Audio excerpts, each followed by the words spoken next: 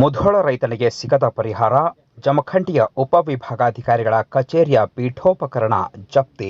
ಬಾಗಲಕೋಟೆ ಜಿಲ್ಲೆಯ ಮುಧೋಳ ಬೈಪಾಸ್ ರಸ್ತೆ ವಿಸ್ತರಣೆಗೆ ಭೂಮಿ ಕಳೆದುಕೊಂಡ ರೈತನಿಗೆ ಪರಿಹಾರ ನೀಡದ ಹಿನ್ನೆಲೆಯಲ್ಲಿ ಇಲ್ಲಿನ ಜಮಖಂಡಿ ಉಪವಿಭಾಗಾಧಿಕಾರಿ ಕಚೇರಿಯ ಪೀಠೋಪಕರಣಗಳನ್ನು ಜಪ್ತಿ ಮಾಡುವಂತೆ ಜಮಖಂಡಿಯ 1ನೇ ಹೆಚ್ಚುವರಿ ಜಿಲ್ಲಾ ಮತ್ತು ಸತ್ರ ನ್ಯಾಯಾಲಯದ ನ್ಯಾಯಾಧೀಶ ಮೊಹಮ್ಮದ್ ಇಂತಿಯಾಜ್ ಅಹಮದ್ ಅವರು ಆದೇಶವನ್ನ ಮಾಡಿದ್ದಾರೆ.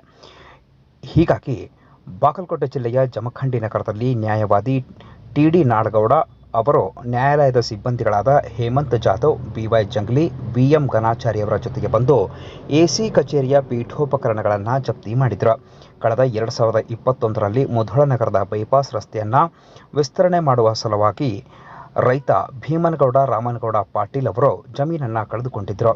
ಹೀಗಾಗಿ ಸರ್ಕಾರ ನೀಡಿದ ಹಣ ಅವರಿಗೆ ಪರಿಹಾರ ರೂಪದಲ್ಲಿ ಬಂದ ಹಣ ಸಾಕಾಗುವುದಿಲ್ಲ ಎಂದು ಅವರು ನ್ಯಾಯಾಲಯದ ಮೊರೆಯನ್ನು ಹೋಗಿದ್ದರು. ಉಪವಿಭಾಗಾಧಿಕಾರಿಯವರ ಸರ್ಕಾರಿ ಪೀಠೋಪಕರಣಗಳನ್ನು ಜಪ್ತಿ ಮಾಡಲು ಕಾರಣ ಏನೆಂದರೆ, ಸರ್ಕಾರ ಪರಿಹಾರವನ್ನು ವಿತರಣೆ ಮಾಡಿದರೂ ಕೂಡ ಸರಿಯಾಗಿ ಸಮರ್ಪಕವಾಗಿ ನೀಡಿಲ್ಲ, ಇನ್ನೂ ಹೆಚ್ಚಿನ ಪರಿಹಾರವನ್ನು ನೀಡಬೇಕಂತ ನ್ಯಾಯಾಲಯ ಹೇಳಿತ್ತು. ಆದರೆ ನ್ಯಾಯಾಲಯದ ಆದೇಶವನ್ನು ಪಾಲನೆ ಮಾಡದ ಹಿನ್ನೆಲೆಯಲ್ಲಿ ಈಗ ಪೀಠೋಪಕರಣಗಳನ್ನು ಜಪ್ತಿ ಮಾಡಲಾಗಿದೆ. ಈ ಸಂದರ್ಭದಲ್ಲಿ ರೈತ ಈರಣ್ಣ ಎಂಕಂಚಿ ಅವರು ಮಾತನಾಡಿ, ಪರಿಹಾರದ ಹಣ ಸಾಕಾಗುವುದಿಲ್ಲ ಎಂದು ನ್ಯಾಯಾಲಯದ ಮೊರೆ ಹೋದ ಹಿನ್ನೆಲೆಯಲ್ಲಿ ಇಂದು ನ್ಯಾಯಾಲಯವು ಎಸಿ ಕಚೇರಿಯ ಪೀಠೋಪಕರಣಗಳನ್ನು ಜಪ್ತಿ ಮಾಡಲು ಆದೇಶ ಮಾಡಿದೆ ಅಂತ ಹೇಳಿದರು. ಹೀಗಾಗಿ ಉಪವಿಭಾಗಾಧಿಕಾರಿಗಳ ಕಚೇರಿಯಲ್ಲಿ ಪೀಠೋಪಕರಣಗಳನ್ನು ಜಪ್ತಿ ಮಾಡಲಾಗಿದೆ ಎಂದು ಮಾಹಿತಿ ತಿಳಿಸಿದರು. ಇನ್ನು ಉಪವಿಭಾಗಾಧಿಕಾರಿಗಳ ಕಚೇರಿಯ ಪೀಠೋಪಕರಣಗಳನ್ನು ಜಪ್ತಿ ಮಾಡಿದ ವಿಚಾರಕ್ಕೆ ಸಂಬಂಧಪಟ್ಟಂತೆ ಉಪವಿಭಾಗಾಧಿಕಾರಿ ಶ್ವೇತಾ ಬೀಡಿಕರ್ ಅವರು ಪ್ರತಿಕ್ರಿಯೆ ನೀಡಿದ್ದು ಹೀಗೆ. ಎಲ್ಲರಿಗೂ ನಮಸ್ಕಾರ. ಇವತ್ತಿನ ದಿನ ನಾವು ಮುಧೋಳ್ ಬೈಪಾಸ್ ರಸ್ತೆಯನ್ನು ಭೂ ಸ್ವಾಧೀನ ಪ್ರಕ್ರಿಯೆ ಮಾಡಿದ್ವಿ. 2015ರಿಂದ 2020 ಸಮಯದಲ್ಲಿ ಭೂ ಸ್ವಾಧೀನ ಪ್ರಕ್ರಿಯೆಯನ್ನ ಮಾಡಿದ್ವಿ. ಈ ಭೂ ಸ್ವಾಧೀನ ವಿಷಯಕ್ಕೆ ಸಂಬಂಧಿಸಿದಂತೆ ಈಗಾಗಲೇ ನಮ್ಮ LAC ಕೋರ್ಟ್ನಲ್ಲಿ ಹೆಚ್ಚುವರಿ ಅನುದಾನವನ್ನ ಕಾಂಪನ್ಸೇಷನ್ ಅನ್ನ ಬಿಡುಗಡೆ ಮಾಡ್ರಿ ಅಂತ ಹೇಳಿ ಆದೇಶ ಆಗಿರ್ತದೆ. ಸುಮಾರು 870 ರೂಪಾಯಿ ಮತ್ತು 2290 ರೂಪಾಯಿಗಳಿಗೆ. ಅದೇ ತೆರನಾಗಿ ಬಾಗಲಕೋಟ್ ಕುಡ್ಚಿ ರೈಲ್ವೆ ಲೈನ್ಗೆ ಸಂಬಂಧಿಸಿದಂತೆ ಸಹ ನಾವು ಭೂ ಸ್ವಾಧೀನ ಮಾಡಿರ್ತೇವೆ 2011ರಿಂದ ಹಿಡ್ಕೊಂಡು 2010ರವರೆಗೂ. ಆ ವಿಷಯದಲ್ಲೂ ಸಹ ಸುಮಾರು 870 ಮತ್ತು 2090 ರೂಪಾಯಿಗಳ ಪರ್ ಸ್ಕ್ವೇರ್ ಫೀಟ್ ಅಂತ ಹೇಳಿ LAC ಕೋರ್ಟ್ನಿಂದ ಆದೇಶ ಆಗಿರ್ತದೆ. ಈ ವಿಷಯಗಳಿಗೆ ಸಂಬಂಧಿಸಿದಂತೆ ಈಗಾಗಲೇ ನಮ್ಮ ಉಪವಿಭಾಗಾಧಿಕಾರಿಗಳಿಗೆ ಮಾನ್ಯ ಜಿಲ್ಲಾಧಿಕಾರಿಗಳು ಮತ್ತು IDD PWD ಇಂದ ಬೈಪಾಸ್ ರಸ್ತೆಗೆ ಸಂಬಂಧಿಸಿದಂತೆ ಮತ್ತು IDD ಇಂದ ಬಾಗಲಕೋಟ್ ಕುಡ್ಚಿ ರೈಲ್ವೆ ಲೈನ್ಗೆ ಸಂಬಂಧಿಸಿದಂತೆ ಪ್ರಿನ್ಸಿಪಲ್ ಸೆಕ್ರೆಟರಿ ಅವರು ಈ ಎಲ್ಲ LAC ಆರ್ಡರ್ಗಳಿಗೆ ನೀವು ರಿಟ್ ಪಿಟಿಷನ್ ಅಥವಾ MFA ಅನ್ನ ಹಾಕಿ ಅಂತೇಳಿ ಹೈಕೋರ್ಟ್ಗೆ ಹೋಗಿ ಅಲ್ಲಿ ಅಪೀಲ್ ಹಾಕಿ ಅಂತ ಹೇಳಿ ಆದೇಶ ಮಾಡಿರ್ತಾರೆ. ಅದರ ನಿಮಿತ್ತವಾಗಿ ನಾವು ಈಗಾಗಲೇ ಈ ಎಲ್ಲ ಪ್ರಕರಣಗಳಿಗೂ ಹೈಕೋರ್ಟ್ಗೆ ಅಪೀಲ್ ಹೋಗಿರ್ತೇವೆ. ಅಲ್ಲಿ ಹೈಕೋರ್ಟ್ನಲ್ಲಿ ಈ ಪ್ರಕರಣಗಳ ಅಡ್ಮಿಟ್ ಆಗಿ ಹಿಯರಿಂಗ್ ಸ್ಟೇಜ್ ಆಗಬೇಕು. ಸೊ ಅದು ಇನ್ನೂ ಬಾಕಿ ಇರ್ತದೆ. ಅಂಡ್ ಸಾಕಷ್ಟು ಬಾರಿ ನಾವು ಮನವಿ ಮಾಡಿದ್ದೇವೆ, ಈ ಪ್ರಕರಣಗಳು ಖುಲಾಸೆ ಆಗಲಿ, ರೈತರಿಗೆ ಪರಿಹಾರಧನ, ಹೆಚ್ಚುವರಿ ಪರಿಹಾರಧನವನ್ನ ನೀಡಬೇಕು ಅಂತ ಹೇಳಿ ಈಗಾಗಲೇ ಸಾಕಷ್ಟು ಸಾರಿ ಸರ್ಕಾರಕ್ಕೂ ಮತ್ತು AG ಕಚೇರಿಗೂ ಮನವಿ ಮಾಡಿಕೊಂಡಿರ್ತೇವೆ ನಮ್ಮ ಕಚೇರಿಯಿಂದ. ಆದಾಗ್ಯೂ ಸಹ ವಿಷಯ ಇನ್ನೂ ಬಾಕಿ ಇರೋದ್ರಿಂದ ಇವತ್ತು ಜಪ್ತಿ ಪ್ರಕ್ರಿಯೆ ಆಗ್ತಾ ಇದೆ. ರೈತರಿಗೆ ಏನು ಸಲ್ಲಬೇಕಾಗಿದೆ ಹೆಚ್ಚುವರಿ ಪರಿಹಾರಧನ, ಅದನ್ನ ಆದಷ್ಟು ತ್ವರಿತವಾಗಿ ಸಲ್ಲಿಸುವಂತಹ ಕೆಲಸವನ್ನ ಉಪವಿಭಾಗಾಧಿಕಾರಿಗಳ ಕಚೇರಿಯಿಂದ ನಾವು ಅತ್ಯಂತ ತುರ್ತಾಗಿ ಮಾಡ್ತಾ ಇದ್ದೇವೆ. ಮುಂದಿನ ದಿನಗಳಲ್ಲೂ AG ಕಚೇರಿಗೆ ಅಥವಾ ಮುಂದಿನ ಸೆಕ್ರೆಟರಿ ಅವರ ಗಮನಕ್ಕೂ ಸಹ ತಗೊಂಡ್ಬಂದು ರೈತರಿಗೆ ಅನುಕೂಲ ಆಗುವಂತಹ ಕೆಲಸವನ್ನ ನಾವು ಮಾಡ್ತೀವಿ.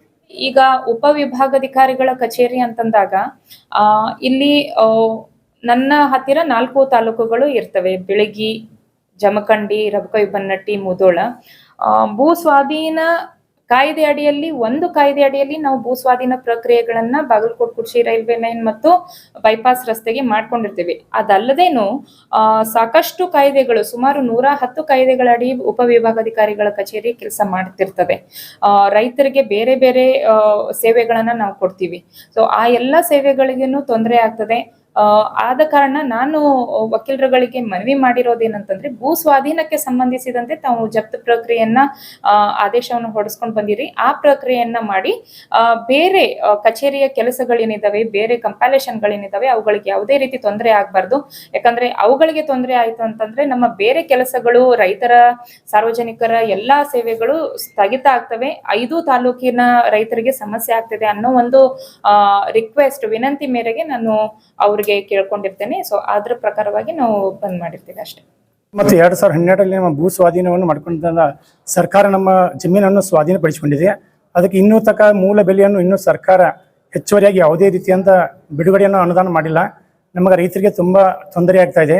ಈಗ ನಾವು ಎಷ್ಟೋ ಸಲ ಮನವಿ ಮಾಡಿದರೂ ಸರ್ಕಾರ ಈ ಕಡೆ ಗಮನ ಕೊಡಲಾರದೆ ತಮ್ಮ ಅನೇಕ ಬಿಟ್ಟಿ ಭಾಗ್ಯಗಳನ್ನು ಕೊಟ್ಟು ರೈತರನ್ನು ಹಾಡು ಹೋಗಲಿ ದೌರ್ಡಿ ಮಾಡಿದಂಥ ಸರ್ಕಾರ ಈ ದಯಮಾಡಿ ಈ ಸರ್ಕಾರಕ್ಕೆ ನಮಗೆ ಒಂದು ಒತ್ತಾಯ ಏನಂದ್ರೆ ರೈತರದು ನಮಗೆ ಆದಷ್ಟು ಬೇಗ ಈ ಅನುದಾನವನ್ನು ಬಿಡುಗಡೆ ಮಾಡಬೇಕಾಗಿ ತಮ್ಮಲ್ಲಿ ವಿನಂತಿ ಮಾಡ್ಕೊತಾ ಇದ್ದೀನಿ.